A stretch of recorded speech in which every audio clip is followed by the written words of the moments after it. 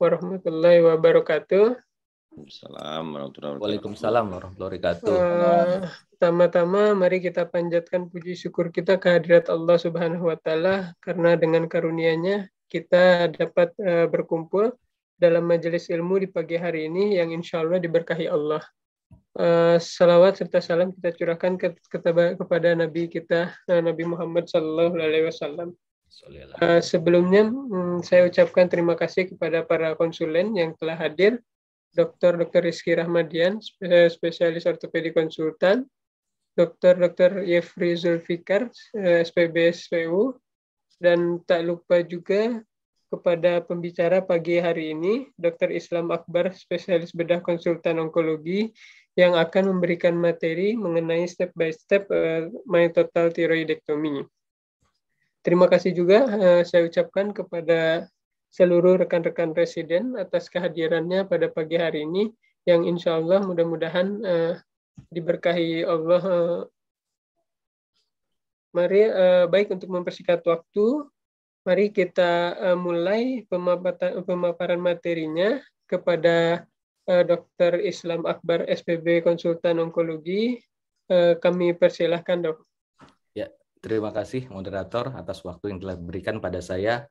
Terima kasih Dr. Yefri, Dr. Rizky, dan Prodi Bedah FK Unan yang telah memberikan kepercayaan kepada saya untuk memberikan materi ini tentang total thyroidectomy yang sebenarnya sudah sering ya disampaikan kalau di stase onkologi itu tentang TO, total thyroidectomy atau thyroidectomy sebelumnya. Baik, ini pengulangan saja ya. Mungkin ada sedikit beberapa tambahan dari saya. Baiklah, untuk mempersingkat waktu, saya akan coba share screen dulu.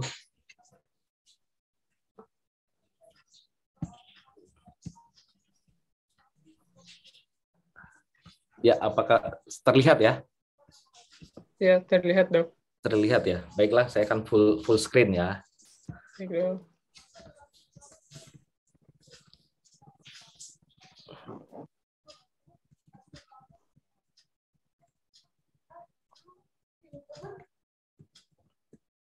Ya, baiklah kita mulai ya.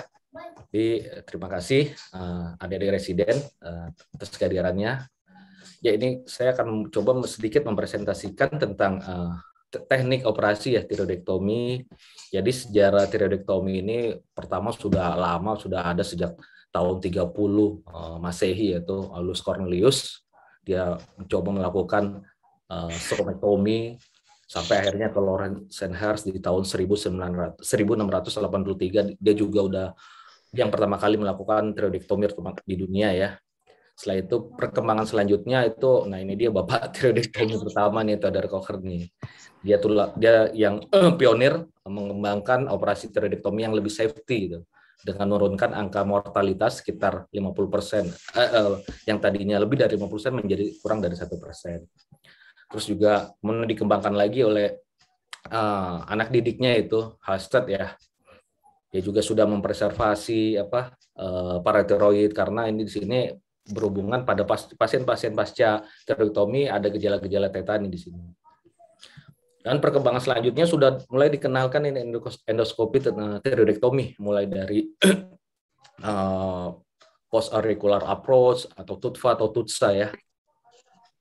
Ya, jadi sebelum kita masuk ke teknik operasi, kita harus mengetahui tentang anatomi karena operasi thyroidectomy ini sangat anatomis.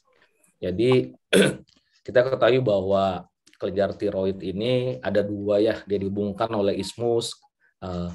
Dia berada di vertebra cervical 5 sampai thoracal 1 dengan beratnya 15 sampai 20 gram. Dengan panjang 4 sampai 5 cm dan lebarnya 2 cm. Sedangkan tebal isthmusnya 2 sampai 6 mm. Dia dikelilingi oleh dua kapsul, yaitu kapsul yang true kapsul dan false kapsul. Atau kita bilang juga itu surgical kapsul.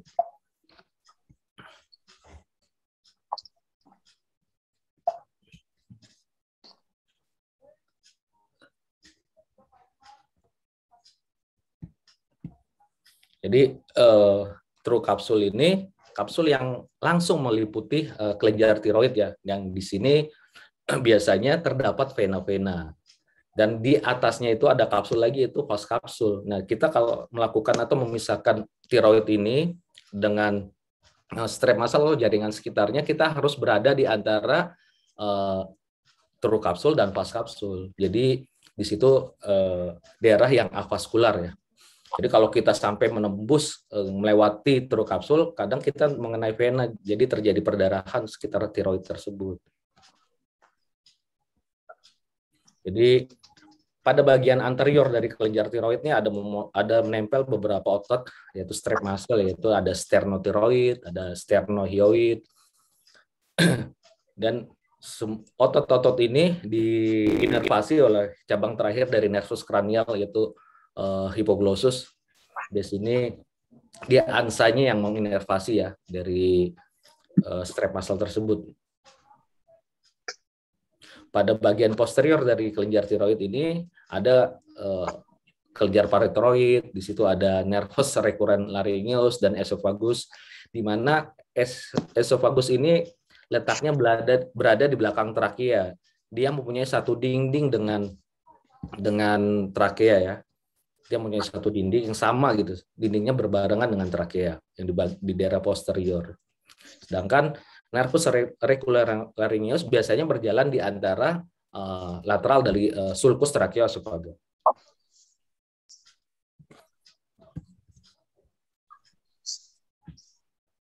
Jadi ada beberapa struktur yang terpenting yang harus kita ketahui pada operasi tiroidektomi. Di sini sudah tahu tadi ada di daerah ventral itu ada platisma, ada vas kapsul, ada sternotiroid, ada sternohyoid, dan di superiornya ada cartilagotiroid, dan posterolateralnya ada carotid sheath yang terdiri dari arteria carotid, vena jugularis, dan nervus vagus. Dan situ juga ada di sampingnya di lateralnya ada sternocleidomastoides. Sedangkan di daerah posteriornya biasanya kelenjar tiroid menempel pada membran krikoid melalui ligamentum Berry ya. Dan di daerah posterior itu juga ada kelenjar paratiroid yang 4 buah. Nah, ini penampang transversal ya dari kelenjar dari potongan dari leher ya. Ini kita tahu di depan juga ada gambar strap muscle, dan kita juga harus tahu nih ada prevertebral space ya. Di sini kalau misalkan tumor tiroid sudah menempel di daerah antara sini, itu dikatakan tumor tersebut sudah unresectable. Ya, di antara esophagus dan tulang belakang ini yang dikatakan prevertebral space.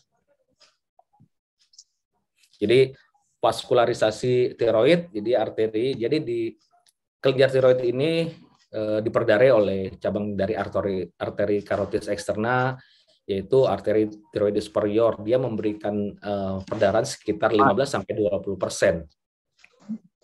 Dan dia ini bercabang menjadi 2 ramus anterior dan posterior yang nantinya akan beranastomose dengan arteri tiroidia inferior.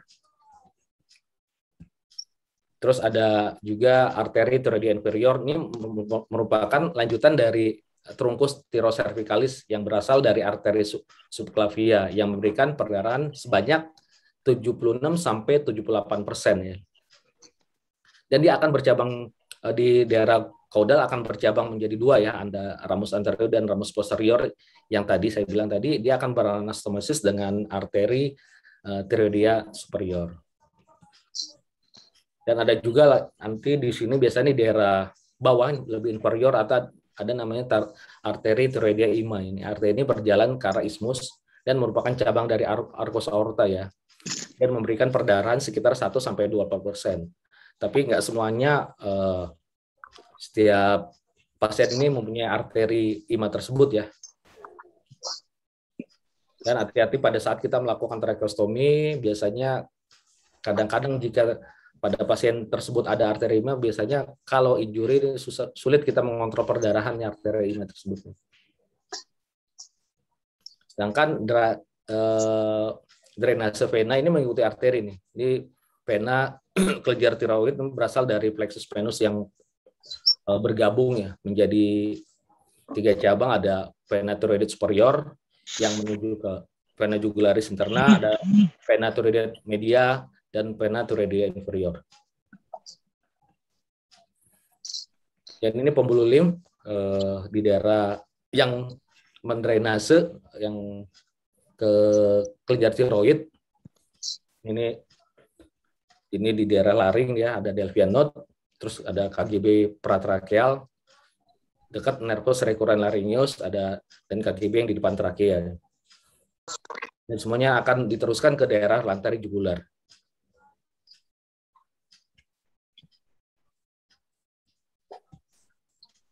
Jadi persarapan pada tiroid ini ada persarapan simpatis, dia inervasi berasal dari ganglion cervicalis yang berjalan bersama dengan arteri. Saraf ini berperan dalam mengatur aliran darah dan sesuai kebutuhan hormon.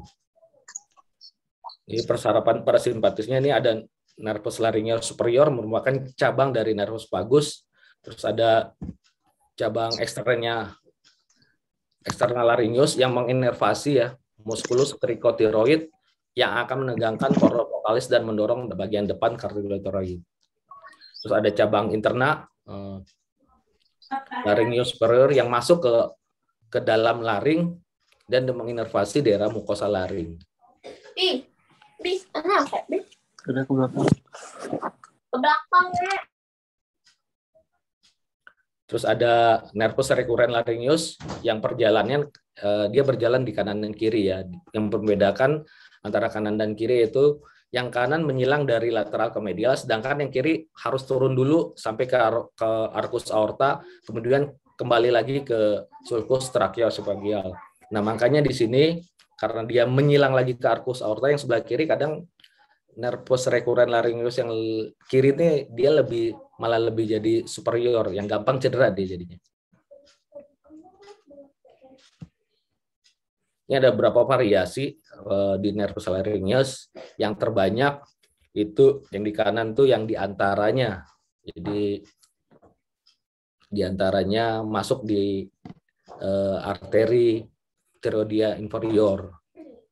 Terus sedangkan kalau yang di kiri biasanya ada di belakang dari arteri tiroidea inferior.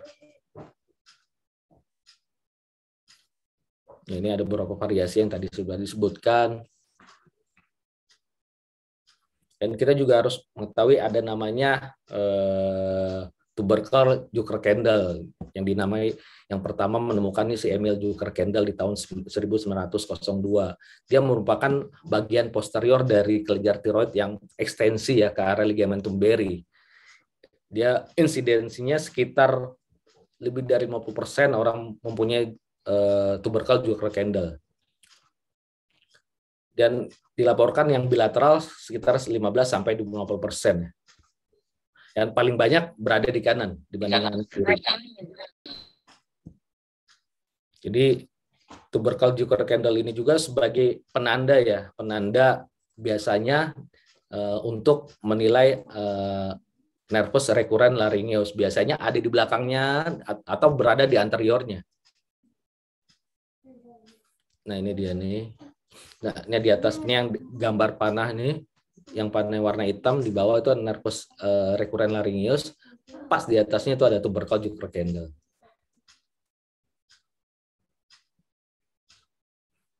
Yang sudah saya sebutkan tadi dia kita ini sebagai landmark untuk mengetahui lewatnya nervus recurrens laryngeus ya, tubercle Jucker-Kendall. Yang berada di posterior sekitar 93% ya dibandingkan di anterior atau lateral ya, yang sekitar 70% lewatnya nervus recurrens laryngeus.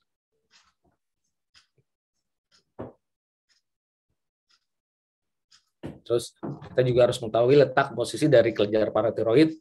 Jadi kelenjar paratiroid ini ukurannya diameter 4-7 mili ya, dia mirip sekali dengan lemak. Biasanya ditemukan 4 buah di kutub atas dan 2 di kutub bawah dengan beratnya seluruhnya sekitar 100-140 mg. Dan lokasi yang terbanyak ada di juxta ya, di daerah upper ya, di daerah upper.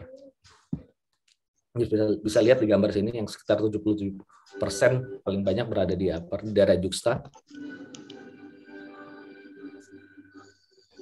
Jadi ada beberapa terminologi pada tiroidektomi. Di sini ada yang dimaksud dengan tiroidektomi itu pengangkatan kelenjar tiroid, sedangkan Yang dikatakan lobektomi itu pengangkatan satu lobus kelenjar tiroid, dan ada yang dikatakan ismolobektomi, yaitu pengangkatan satu lobus kelenjar tiroid beserta ismusnya.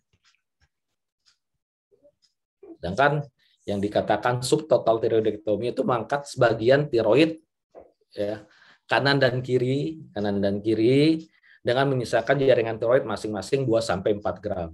Ada juga yang mengatakan subtotal tiroidektomi ini yaitu mengangkat jaringan tiroid ipsilateral, terus kita lakukan subtotal tiroidektomi yang kontralateralnya, atau kita lakukan yang total tiroidektomi. Dan prosedur tersebut dikatakan yaitu prosedur Dunhill namanya. Dunhill prosedur. Sudah saya katakan tadi, yang dikatakan tiroidektomi yaitu kita lakukan ismolobektomi dextra dan kita lakukan lobektomi subtotal sinistra dengan meninggalkan jaringan tiroid masing-masing 1-2 gram. Sedangkan total tiroidektomi itu mengangkat seluruh kelenjar tiroid. Jadi indikasi kita melakukan tiroidektomi ya, tiroidektomi secara keseluruhan, baik itu total, baik itu ismolobektomi, subtotal, yaitu pada kasus-kasus thyroid cancer, toxic nodular goiter, toxic adenoma, atau goiter yang mempunyai gejala komprehensif ya. Terus untuk indikasi yang lainnya itu tirotoksikosis residip setelah kita penghiyatan pengobatan atau non-responsif setelah dilakukan pengobatan. Kontraindikasinya itu tumor yang inoperable. Apa sih yang dikatakan inoperable? Itu ekstensif tumor yang sampai melipatkan karotis, ya, tumor tadi berada di preterfasial ya. Terus dia sampai juga melibatkan struktur di mediastinum. Jadi ini teknik operasinya ya Pak, penderita proses spine ya, kepala ya diekstensi dengan ganjal bantal di bawah pundak dengan posisi sedikit head up ya, dengan sudutnya sekitar 10-25 derajat, dan jangan lupa kepala diletakkan di atas donat ya, yakin dengan posisi dagu yang sejajar dengan long aksis tubuh pada garis median. Terus kita lakukan desinfeksi lapangan operasi dengan batas lateral, yaitu tepi depan musculus trapezius, batas atasnya bibir bawah, batas bawahnya adalah costa 3. Kita buat markernya, jangan lupa kita menggambar desain insisis kita sebelum kita melakukan tindakan, yaitu bisa menggunakan spidol atau kita menggunakan marker menggunakan silik ya. Di lipatan kulit leher kurang lebih 2 jari di atas sternal notch atau 1 cm di bawah cartilago cricoid, memanjang sampai ke otot sternocleidomastoid. Jadi kuncinya kalau kita membuat desain insisi, ada baiknya jangan pada pasien sudah terbius dan sudah diganjal bantal dan pada saat pasien ekstensi, karena pada saat kita membuat desain insisi itu kan leher dalam keadaan ekstensi. Nanti dia akan terlalu ke bawah tuh. Hasilnya nanti biasanya pas sudah selesai di kontropoli, dia pas banget di atas klavikula biasanya. Makanya buat desain insisi itu baiknya dibuat sebelum pasien dalam keadaan bius, pasien dalam keadaan duduk dibuat desain insisinya.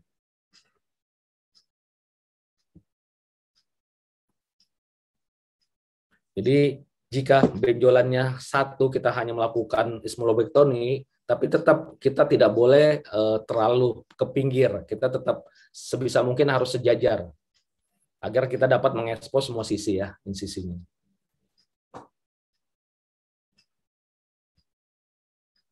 Jadi pertama kita insisi kulit sampai subkutis sampai ke platisma. Jadi kita sekaligus mengangkat menjadi satu flap. Karena pas di bawah platisma itu, di situ daerah yang avaskular ya, di situ. Tandanya apa? Tandanya pada saat kita membuat flap pas di bawah fascia, jangan sampai terikut juga arteri anterior jugular vein. Kalau kita sampai terangkat berarti sudah melewati fascia tersebut. Kadang karena sudah sampai situ perdarahannya agak sedikit banyak dibandingkan kita pas di bawah fascia melakukan diseksi untuk membuat flap. Jadi kita lakukan disseksi pada batas plastisma ke arah superficial dari vena jugularis anterior, dilakukan ke arah kranial sampai carotid dan caudal sampai sternal node. Kemudian kita fiksasi dengan kain ya.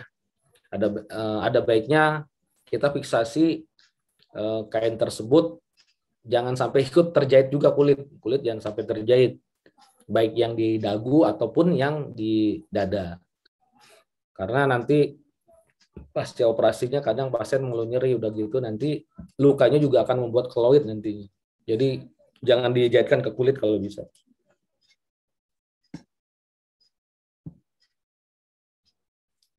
Setelah kita membuat flap, nah ini sering lupa biasanya kadang kita langsung mencari white line, kita buka tengah. Kita harus membuka dulu nih, ini kuncinya nih. Kuncinya kita harus memisahkan antara sternocleidomastoideus dengan strap muscle, yaitu dengan otot sternohyoid. Karena fungsinya nanti pada saat kita memobilisasi tiroid ini mudah sekali nih kita memanuver. Ya. Jadi setelah kita buat flap, jangan lupa nih pisahkan otot strap muscle dengan sternocleidomastoid kanan dan kiri ya, biarpun kita melakukan tindakannya hanya ismolobektomi saja.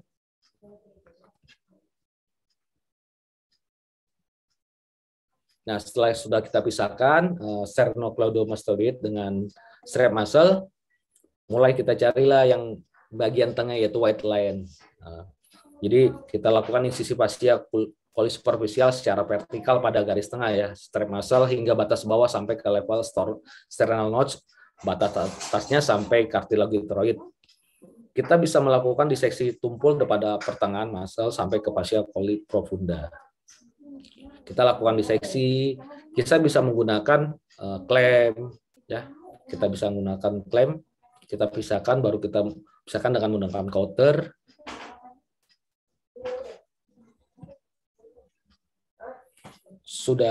Jika sudah pisah, kita langsung melakukan diseksi bisa secara tumpul ya di antara strap muscle tersebut ke arah jaringan tiroid. Jadi kita memisahkan tuh antara jaringan tiroid dengan otot-otot strap muscle. Ya di sini. Nah, di sini kita lakukan pemisahan kelenjar tiroid pada cleavage plane itu saya bilang tadi tuh. Ya. Di situ ini harus dipisahkan antara host kapsul dan true kapsulnya di sini nih. Jangan sampai kita terlalu dalam sampai ke true kapsulnya, nanti ada perdarahan di sini. Karena kalau kita misalkan pas banget pas di antara true kapsul dan valve kapsul, insya Allah perdarahannya tidak ada.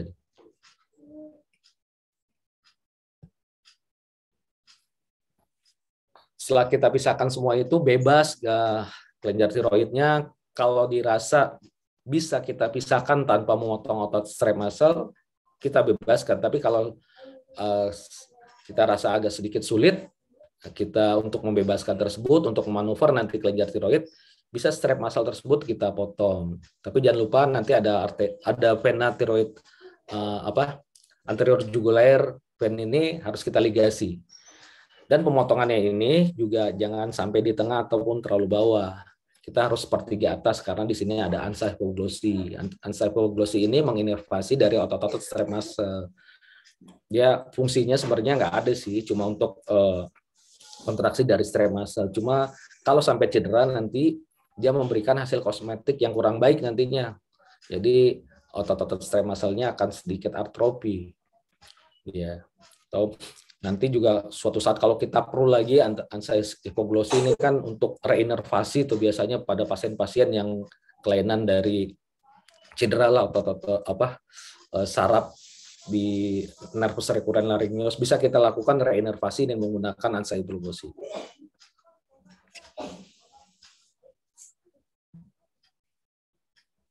Ya setelah itu kita pisahkan secara tumpul menggunakan klem. Ya, baru kita pertama-tama kita bebaskan tuh di daerah medial sedikit dulu, medial sampai ketemu arteri, sampai ketemu vena tiroid media. Setelah itu kita melakukan diseksi di daerah superior sambil mencari pembuluh darah arteri tiroidea superior. Setelah kita mengidentifikasi arteri dan vena tiroid superior pada pul atas, kemudian kita lakukan dua ligasi ya. Kalau bisa kita pisah vena dan arteri terpisah ya. Kalau bisa satu kesatuan bisa. Dan pada saat mencari vena, untuk memisahkan vena ini, ujung klem ini ke arah lateral, jangan dari lateral ke arah medial. Karena apa? Nanti takut terbawa kalau dari medial ke arah lateral, takut terbawa nanti di sini ada saraf nervus laryngeus superior yang menempel pada otot krikoid.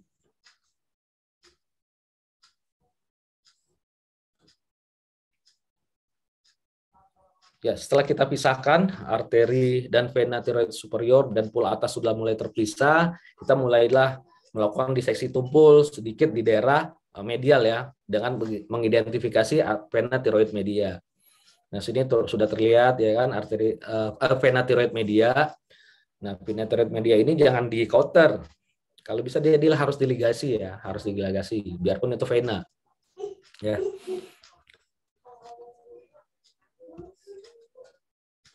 Nah, seperti ini kita harus lakukan ligasi vena tiroid media.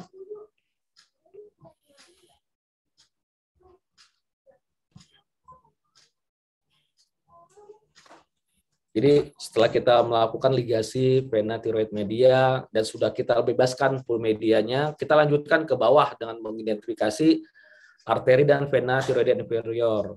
Di sini dan mulailah kita sambil mengidentifikasi atau mempreservasi nervus recurrent laryngeus yang terletak di daerah sulcus tracheo-esophageal ya, yang umumnya berjalan di antara bifurkasi arteri thyroidalis inferior. Nah, ini ada tuh yang ditunjuk dengan klaim. Ini ada nervus recurrent laryngeus dan yang ditunjuk dengan panah itu ada kelenjar paratiroid.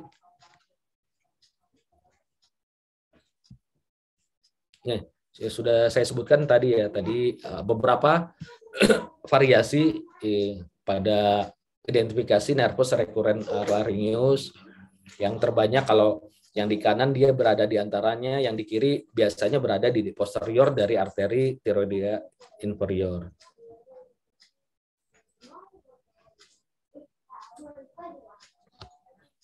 Jadi setelah kita identifikasi arteri inferior pada sisi lateral dan pertengahan kelenjar tiroid, kita kemudian membuatkan ligasi dengan benang silik 2.0 sedekat mungkin dengan kelenjar tiroid.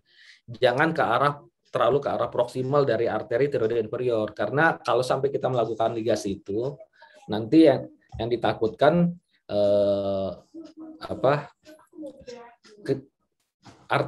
perdarahan yang ke kelenjar paratiroid ini tidak terganggu, dia terputus dia jadinya, sehingga nanti paratiroidnya avaskular ya.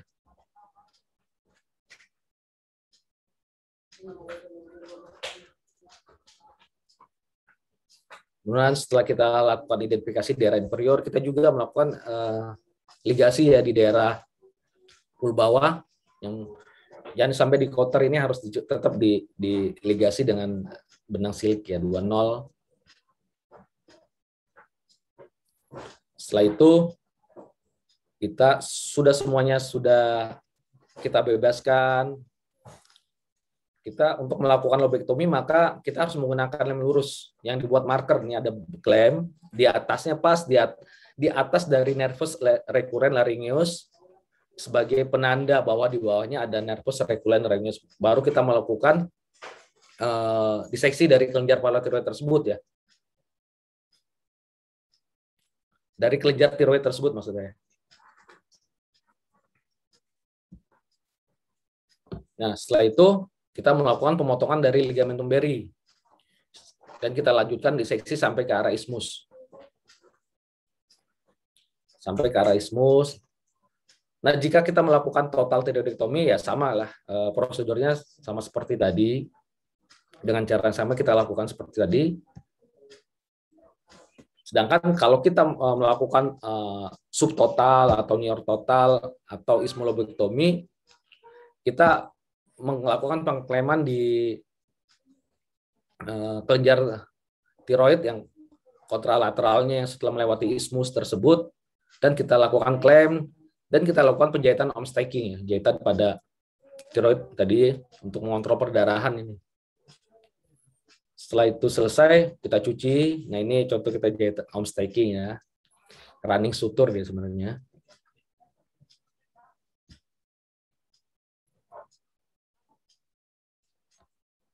Ya, ini setelah selesai kita lakukan tindakan tiroidektomi, kita evaluasi ulang perdarahannya. Terus setelah itu kita pasang drain yang ditembuskan ke kulit setara dengan tepi sayatan, buka operasi, kemudian kita fiksasi dengan silik 3.0. Pada saat operasi misalkan kita terangkat kelenjar paratiroid, yaitu sebelum kita tutup, kita harus reimplantasi kelenjar paratiroid tersebut ke kelenjar sternocleidomastoideus dengan cara jangan langsung kita tempel, kita harus cacah-cacah tuh, harus kita bikin slicing sedikit-sedikit untuk biar tempel, biar nantinya bisa tumbuh kelenjar paratiroidnya. Kalau kita langsung besar tersebut nggak bakal tumbuh.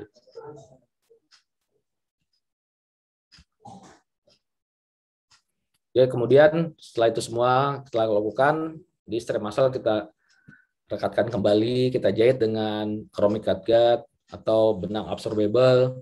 Kemudian posisi leher dikembalikan dengan mengambil bantal di bawah pundak penderita. Setelah itu, ya jangan lupa platisma harus kita jahitkan lagi dengan jahitan interrupted dan chromic 3.0. Terus kulit kita jahit secara subkutikular dengan benang sintetis 4.0 dan luka ditutup dengan kaset steril.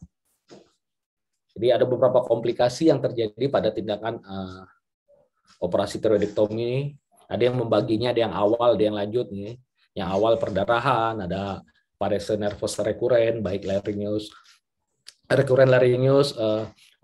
laryngeus superior, ada tracheomalacia dan hipokalsemi. Dan bisa terjadi krisis tiroid jika kita pada saat melakukan operasi pada pasien-pasien graft disease ya. Sedangkan pada yang lanjutnya ada infeksi luka, ada kloid, ada hipotiroid dan hipertiroid yang kambuh setelah kita lakukan operasi pada pasien-pasien graft disease. Dan ada yang membaginya juga dengan komplikasi yang non metabolik dan metabolik. Yang metabolik ada perdarahan, nerve injury, ya, ada obstruksi jalan nafas. Sedangkan yang metaboliknya yang terjadi sekitar 0,6 sampai 2,8%, biasanya gejala-gejala hipoparatiroid ya, yaitu klinis, yaitu baal atau kesemutan, biasanya pada awal-awal yang orang mengalami hipoparatiroid ya. Terapinya bisa diberikan 10 cc kalsium glukonas yang dilanjutkan pemberian kalsium oral per hari ya, ditambah dengan vitamin D ya.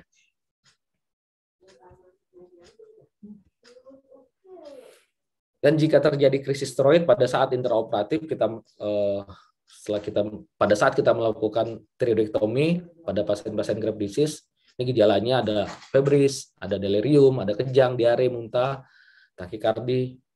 Pada saat bila itu terjadi, saat itu juga operasi harus kita hentikan, ya.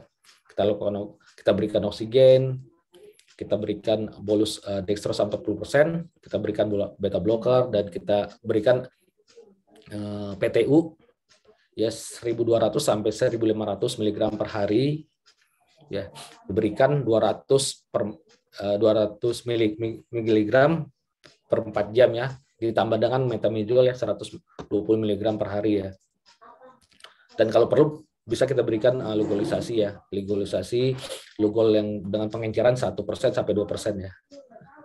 Terus bisa kita berikan dexamethasone, antipiretik, dan koreksi elektrolit. Jadi take home message-nya di sini, jadi kita kalau operasi tiroid ini jangan keburu-buru gitu, tenang aja, santai aja. Jadi operasi ya sini operatif by clock, jangan operasi kita buru-buru sampai akhirnya banyaklah perdarahan yang ditimbulkan pada saat operasi terlalu cepat.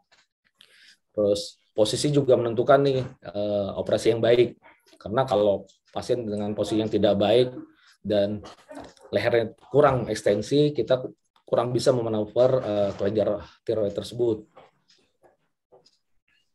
Terus jadi pengangkatan flap yang adequate memudahkan kita untuk menemukan midline ya. Terus Si Slam Ya. onkologi, adik kelas apa? Terus Sekarang di yakinkan kita harus menilai ya external laryngeus nerve ya sebelum kita melakukan pemisahan dari kelenjar tiroid yang superior, memisahkan arteri tiroideus superior. Dan itu tadi yang saya bilang tadi bahwa kita harus melakukan ligasi arteri tiroid inferior, jangan terlalu ke arah proximal arteri, tapi ke arah kelenjar tiroid tersebut biar vaskularasi ke kelenjar paratiroidnya baik, tidak terputus. Jadi sebelum kita melakukan diseksi kelenjar tiroid, sudah harus kita pastikan juga harus ketemu nervus recurrens laryngeus. Ya, terima kasih.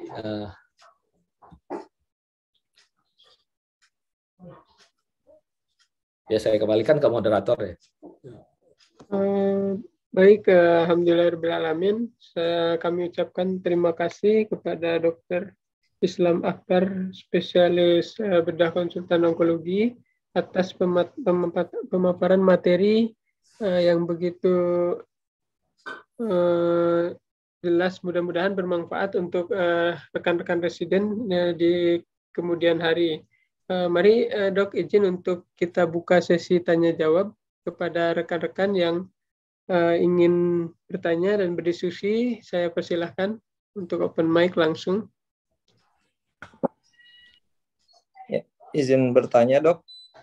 Ya, silakan. Ya, izin Dok, saya Andi Dok, izin bertanya. Jadi tadi sudah dijelaskan Dok, untuk operasi tiroidektomi ada komplikasi pada operasi, ada komplikasi awal dan lanjut. Nah, untuk komplikasi awal, misalnya terjadi cedera pada nervus laryngeus atau nervus recurrens, itu bagaimana untuk penata laksanaannya Dok? Karena kan tadi juga dijelaskan bahwa ada beberapa variasi pada nervus recurrens laryngeus. Nah, apabila terjadi cedera itu bagaimana terlaksanaannya Dok? Terima kasih Dok. Assalamualaikum warahmatullahi wabarakatuh. Waalaikumsalam warahmatullahi wabarakatuh. Langsung saya jawab ya.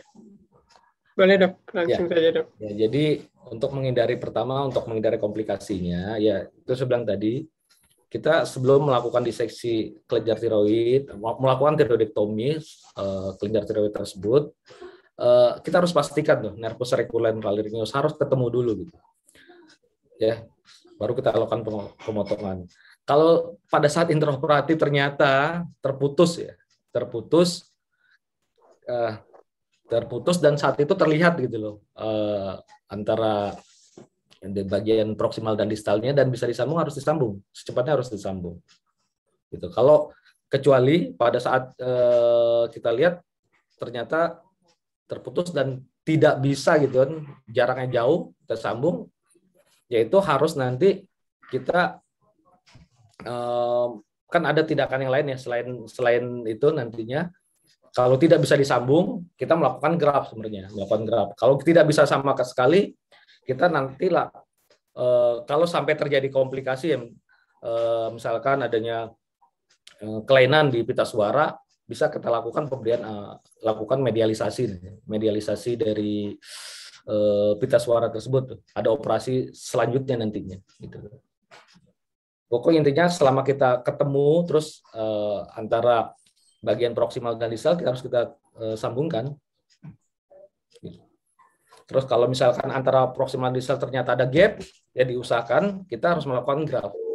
Kalau tidak bisa sama sekali, ya udah nanti selanjutnya kita melakukan medialisasi untuk mengkoreksi dari vocal cord tersebut. Ya. Baik, terima kasih Dok. Mungkin ada pertanyaan lain dari rekan-rekan? Izin Dr. Rifki. Baik, Dr. Riko, silakan. Ya, izin Dok, menarik mengenai tiroidektomi per endoskopi tadi Dok. Kapan bisa dilakukan tiroidektomi per endoskopi dan bagaimana outcome dari pasien tersebut Dok? Apakah memang sama ataukah atau lebih baik, Dok? Mungkin itu saja, Dok. Terima kasih. Ya, sekarang udah mulai dikembangkan ya endoskopi tiroidektomi, mulai dari retroauricular approach, TUTVA atau TUTSE ya. TUTVA itu transoral ya, endoscopic video assistant. Jadi dia approach-nya melalui di dalam mulut ya di sini. Sebenarnya tindakan endoskopi tiroidektomi ini memindahkan skar sebenarnya. Intinya memindahkan skar ya. Tadinya skarnya terlihat di leher, sekarang tidak terlihat di leher. Nah, itu kapan dikerjakan? Biasanya pada nodul-nodul maksimal nodul yang 4 cm. Nodul yang 4 cm. Kalau udah lebih dari cm emang kesulitan kita melakukan endoskopi. Kedua, kalau yang posterior retroauricular approach itu nggak bisa dikerjakan pada pasien-pasien yang CA dia. CA. Karena kalau saat kita melakukan total tiroidektomi, dia nggak bisa kalau retroauricular approach dia. Nah, tapi kalau pada pasien-pasien kita lakukan yang TUTVA, transoral endoskopi, itu bisa kita lakukan total tiroidektomi. Jadi pada pasien-pasien CA dengan nodul yang kurang dari 4 cm, masih bisa kita lakukan. Seperti itu. Ya memang sudah dikembangkan ya. Sebenarnya outcome-nya kalau dikerjakan oleh tangan yang handal yang baik, itu lebih bagus deh sebenarnya. Sebelum bagus deh. Ya, terima kasih. Baik, silakan rekan-rekan, ada pertanyaan lain? Bertanya, Dr. Rifki. Ya dok, silakan dok. Ini mengenai komplikasi pasien pasca operasi total tiroidektomi, itu hipokalsemi. Berdasarkan pengalaman dokter, bagaimanakah teknik preservasi terbaik dari kelenjar paratiroid berdasarkan ukurannya dan apabila tumornya yang terlalu besar? Yang kedua, tadi saya tertarik dengan yang reimplantasi kelenjar paratiroid. Itu bisa dijelaskan lagi nggak dok, bagaimana rinciannya? Apakah kita hanya jahit sekali pada kedua sternocleidomastoideus atau bagaimana dok? Terima kasih dok. Ya, jadi terima kasih ya. Pada saat kita mengidentifikasi kelenjar paratiroid, emang kelenjar paratiroid ini tidak terpisah dengan kelenjar tiroid ya, dia menempel.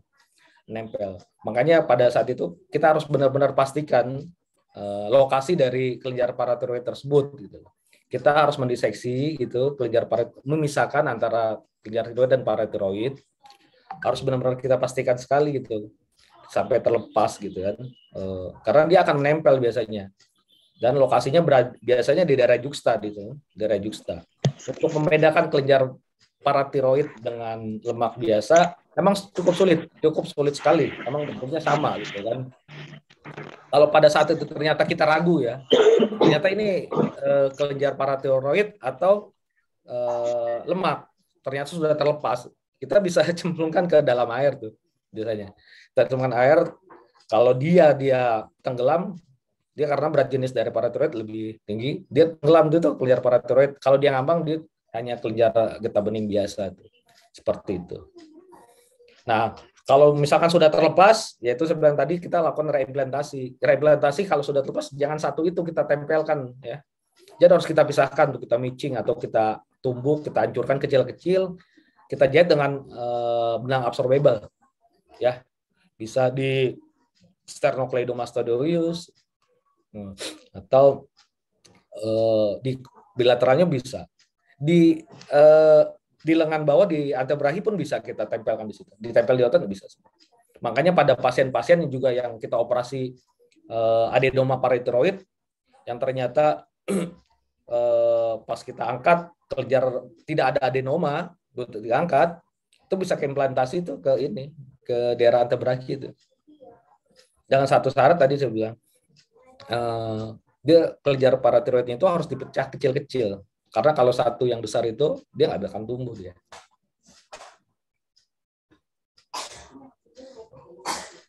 Dok, fungsionalitas kelenjar paratiroid yang masih, misalkan kalau kita terresectable gitu, kondisi yang berapa, misalkan apakah cukup dengan 2 saja ataukah cuma 1, itu sudah bisa nantinya untuk menjaga keseimbangan kalsium pasca op gitu dok, atau emang harus ke-4-4-nya juga kita lakukan reimplantasi berarti? Oh enggak, 1 aja sudah cukup untuk menjaga kondisi metabolisme kalsium kita ya, enggak 4-4-nya gitu loh. Cukup 1 aja sudah bisa. Terima kasih dok. Ya. Baik, terima kasih Dr. Ahmad. Assalamualaikum dok. Ya, silakan dok. Ya, izin Dr. Slem, saya Dr. Rian ingin bertanya dok. Ya. Ya, saya ingin bertanya terkait teknik dari tiroidektomi tadi dok. Ada yang tentang subtotal tiroidektomi dengan near total tiroidektomi dok. Di mana itu masing-masing dari teknik yang dokter jelaskan tadi, itu menyisakan sisa dari jaringan tiroid masing-masing 2-4 gram dan 1-2 gram. Yang ingin saya tanyakan itu pada kasus seperti apa dok kita kerjakan pada masing-masing kasus teknik kedua ini dok.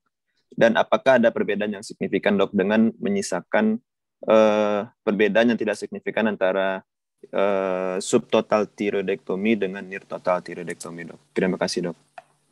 Ya, sebenarnya perbedaan antara subtotal dengan near total sebenarnya cuma beratnya saja ya, ukurannya yang kita tinggalkan ya. Kalau subtotal ukurannya emang lebih besar dibandingkan near total. Dan kapan kita kerjakan itu? Pada kasus-kasus dengan nodul yang besar dan kontralateralnya ada sampai hampir mengenai semua lobus, kecuali misalkan di lobus kontralateralnya hanya menyisakan sedikit jaringan tiroid yang sehat misalkan. Ya. Jadi agar pasien tersebut tidak mengkonsumsi nantinya ke depannya untuk seumur hidup dibantukan dengan levotiroxin gitu. Kita bisa menyisakan kelenjar tiroid tersebut ya, baik subtotal atau near total. Hasilnya pun sama saja sebenarnya. Hasil yang penting jaringan tiroid tersebut ada dari situ. Karena dia akan menyesuaikan diri nantinya untuk memproduksi hormon tiroid. Nah, seperti itu. Ya sebenarnya masalah besarnya aja. Kalau near kan lebih kecil ya, dibandingkan subtotal kan. Untuk beratnya kita nggak bisa ngukur. Kita biasanya ngukurnya dengan satu ruas jari kelingking biasanya itu. Kalau kita subtotal kayak gitu. Nah, kapan kita lakukan? Ya kita lakukan pada yang nodul-nodul jinak atau nodul CA gitu kan. Yang low risk misalkan, pada CA yang low risk bisa kita lakukan subtotal jika di nodul kontralateralnya ada. Dan kita menghindari untuk pemberian levotiroxin seumur hidup.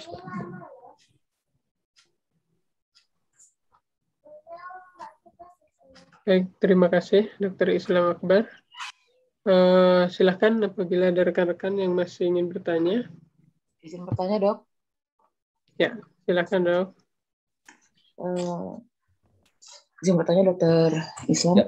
Salah satu tadi indikasi untuk tiroidektomi adalah jika pada pasien ini dengan tirotoksikosis yang tidak teratasi dengan medikamentosa dok.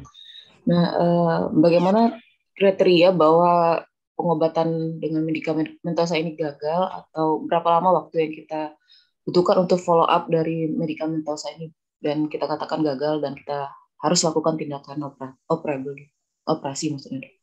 Terima kasih. Ya, indikasi kita melakukan operasi pada Graves' disease pertama jika Graves' disease itu besar ya. Besar, kedua udah ada simptom ada simptomnya mengarah ke obstruksi jalan napas. Kedua dengan terapi sudah diberikan terapi levotiroxin atau PTU, kita evaluasinya biasanya 6 bulan sebenarnya. Jika 6 bulan kita terapi tidak sampai atau kondisi di eutiroid, kita bisa menginformasikan pasien tersebut untuk dilakukan tindakan total tiroidektomi atau subtotal tiroidektomi. Atau setelah pengobatan sekitar 2 tahun ternyata relapse lagi seperti itu. Nah, itulah indikasinya kita melakukan operasi ya pada pasien-pasien Graves disease. Atau juga dengan gejala-gejala, misalkan simptomnya sampai ada terjadinya ekstoptalmos gitu kan, seperti itu, dan tiroidnya tetap kita kerjakan juga.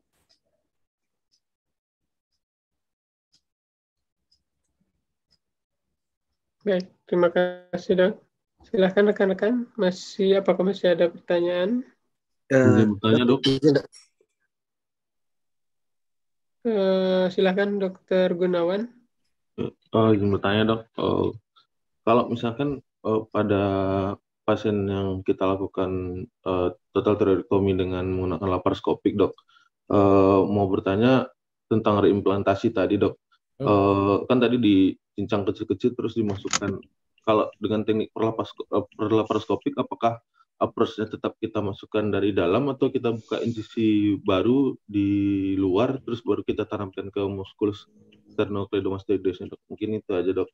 Ya, jadi kalau jadi itu tadi kuncinya adalah kita melakukan endoskopi tiroidektomi, sebenarnya kan memindahkan ini ya, memindahkan skar. Makanya yang kita buat skar baru gitu. Jadi kalau reimplantasinya nanti kita melakukan reimplantasi ya dari tempat kita melakukan memasukkan skop itu gitu loh. Jangan kita buat insisi baru, berarti sama aja kita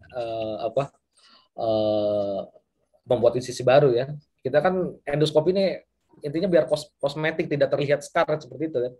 Kita menyembunyikan skar yang tadinya di depan, taruh di belakang, ditutup dengan rambut, atau dia ada di dalam mulut seperti itu. Kalau kita buat skar baru, indikasi kosmetiknya nggak terpenuhi seperti itu. Baik dok, terima kasih dok. Ya. Dok, izin bertanya dok. Tadi kan dokter menjelaskan kalau misalnya dari tindakan pada operasinya kan ada total subtotal dengan ismolobektomi dok. Saya mau bertanya kalau misalnya dari penanganan tersebut kapan kita indikasi dari pasien akan dilakukan tindakan tersebut dan edukasi apa yang kita bisa berikan. Dan tadi dokter telah menjelaskan juga penanganannya sebelumnya kan sudah diberikan obat, habis itu pasien cenderung tidak memberikan efek yang berarti, terus baru kita indikasi untuk operasi. Terus pada pasien sendiri kita edukasi apa dok nantinya dok? Terkadang ada pasien yang sengaja sudah berobat, udah coba makan obat lama tapi takut untuk operasi. Terus untuk edukasinya sendiri bagaimana kita menjelaskan kepada pasien dok? Terima kasih dok. Ya, jadi yang dimaksud ini pada pasien-pasien Graves disease kali ya. Ya kita mengedukasinya. Ya kita harus tetap edukasi ya. Edukasi karena gejala-gejala hipertiroid kan selain lokal dia kan ada sistemik. Kita harus edukasinya nantinya ke depannya kalau dia kondisi dia hipertiroid tersebut, dia kan bisa kelainan jantung lah dan sebagainya seperti itu. Gitu. Dan yang ditakutkan pasiennya yang tadinya mau minum minum metamizol ya, minum PTU ya kan, PTU yang dia pikir seumur hidup akhirnya tergantikan dengan levotiroxin seumur hidup. Nah di sini harus kita edukasi tentang perbedaan pemberian tersebut ya, yang satu obat, yang satu hormonal gitu loh, yang satu pengobatan untuk mengurangi gejala dari Graves disease-nya tersebut ya gitu. Nah terus kita juga harus jelaskan komplikasi yang terjadi nantinya kalau dia mengalami kondisi yang hipertiroid tersebut, kondisi sistemiknya gitu loh, dibandingkan dia dioperasi gitu loh, yang hanya nanti kedepannya paling minum ditambahkan dengan hormon levotiroxin kayak gitu.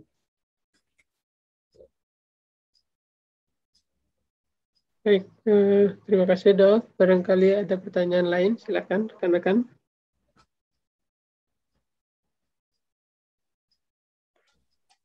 Izin bertanya dok.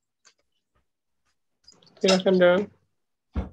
Bu Dok, terima kasih pada Translab. Mau ditanyakan dok, untuk masalah diseksi strep massal tadi kan dilakukan secara tumpul.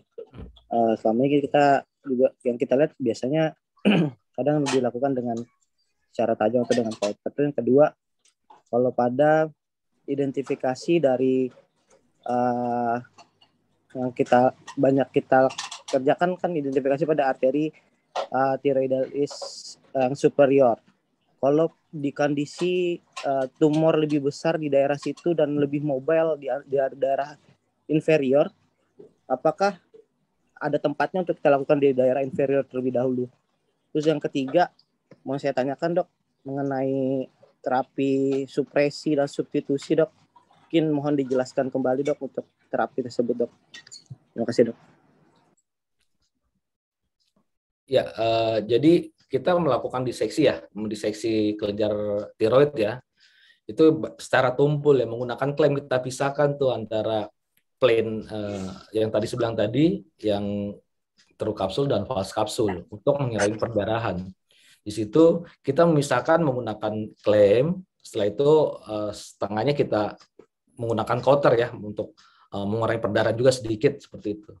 Terus jarang menggunakan diseksi yang secara tajam karena akan menyebabkan perdarahan seperti itu. Terus kalau tumornya besar gitu, kita sebenarnya idealnya kita tetap harus memisahkan yang daerah atas. Kecuali daerah atas emang tidak bisa sama sekali itu, tidak bisa sama sekali untuk kita bebaskan karena kita tidak bisa kita mobilisasi. Ternyata yang lebih gampang, misalkan lengket lah tumor tersebut, yang bawah lebih gampang dulu. Kita pisahkan ya nggak apa-apa, kita pisahkan yang bawah dulu. Tapi idealnya kalau tumor yang mudah terus gampang gitu ini yang di atas dulu karena mudah narik ke bawah dibandingkan kita nanti narik ke atas seperti itu.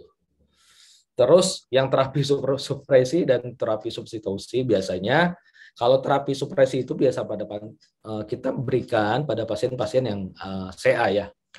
Pemberian levotiroxin pada pasien-pasien CA sebagai supresi untuk menekan ya produksi TSA ya kan, kondisi pasien mengalami nantinya di hipertiroid subklinis, kalau bisa di kondisi di hipertiroid subklinis dengan dosis yang 2,1 ya mikrogram. Sedangkan kalau substitusi itu kita terapi sebagai pengganti saja, terapi sebagai pengganti hormon tiroid. Kita nggak sampai menekankan atau produksi dari TSH. Saya hanya sebagai pengganti aja hormon tiroid. Di kondisi nggak sampai TSH nggak perlu sampai di bawah kadar ekstrim ya, sampai kita 0,05 gitu. Baik dok, terima kasih dok. Baik, silakan rekan-rekan. Apakah masih ada pertanyaan? Izin bertanya dok. Baik, silakan dok. Izin Dr. Slem, saya dan Dani dok. Izin bertanya dok.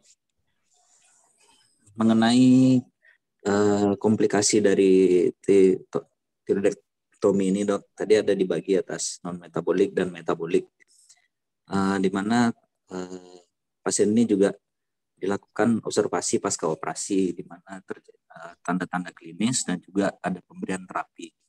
Nah, pada post-op-nya dok, berapa lama idealnya kita lakukan perawatan pada pasien-pasien total tiroidektomi ini, dan untuk terapi kalsium glukonasnya ini diberikan berapa lama dok? Dan kemudian setelah kita lakukan perawatan pasca operasi, kapan kita anjurkan untuk kontrol ke poli sebaiknya? Terima kasih dok. Ya, perawatan pasca pasien kita lakukan tiroidektomi ya, ada yang ismulobektomi, ada yang total tiroidektomi. Pada yang pasien-pasien ismulobektomi sebenarnya di 3 hari pun sudah bisa kita pulangkan sebenarnya, bisa kita pulang karena produksi. Dengan catatan tidak ada gejala-gejala ya. Kalau ismulobektomi kan gejala hipokalseminya kan nggak ada tuh, hampir emang nggak ada lah ya. Tapi kita pulangkan pada jika drainnya sudah kurang dari 10 cc. Sedangkan kalau yang total tiroidektomi biasanya paling lama tuh 5 hari, paling lama 5 hari. Dengan catatan itu gejala-gejala hipokalsemi tidak ada dan drain juga tetap kurang dari 50 cc. Kapan kita berikan kalsium glukonas? Kapan kita berikan kalsium glukonas yang injeksi? Jika pada pasien-pasien yang nilai kadar kalsiumnya kurang dari 7, ya. ya, kurang dari 7. Nah, kita emang nggak rutin ya kita lakukan pemeriksaan kalsium, apalagi di daerah di rumah sakit yang tidak ada pemeriksaan kalsium, ya kan? Karena nggak di rumah sakit daerah nggak semuanya tuh punya pemeriksaan kalsium, karena pemeriksaan kalsium kan mahal tuh, hampir sekitar 600 sampai 700.000. Nah, untuk menyikapinya itu ya kita lihat gejala klinis yang terjadi pada pasien-pasien tersebut, ya kan? Pada pasien-pasien tersebut, kalau gejalanya hanya kesemutan biasa di sekitar pipi, ya, hanya kesemutan biasa di sekitar pipi, cukup kita berikan oral saja, kalsium oral ya, kalsium oral. Tapi kalau sampai terjadi carpopedal spasm kayak seperti itu, yang sampai tangannya kaku kayak gitu, bisa kita lakukan pemberian kalsium glukonas. Ya, kalsium glukonas 1 ampul aja yang diencerkan ke dalam 250 cc, ya kan? Selama 4 jam pemberiannya. Tapi kalau yang kondisi yang berat sampai yang terjadinya tetani bisa lakukan bolus ya, bolus. Kalau yang kondisinya berat kayak gitu. Makanya pada pasien-pasien pasca kita lakukan operasi total ya, terutama total tiroidektomi, itu yang kita nilai itu biasanya. Yang awal-awal biasanya kalau dia mengalami hipokalsemia, awalnya dia kesemutan di area sekitar bibir dan pipi seperti itu.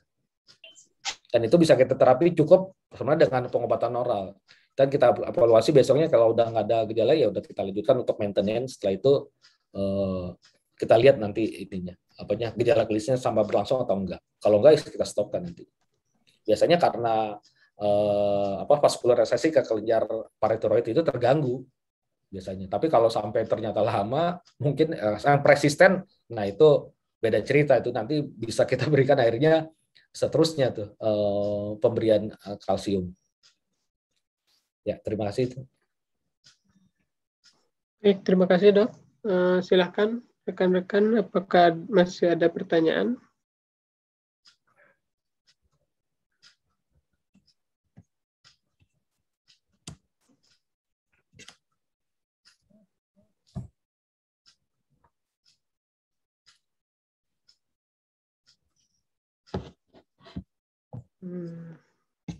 Tampaknya sudah tidak ada pertanyaan lagi mungkin ya.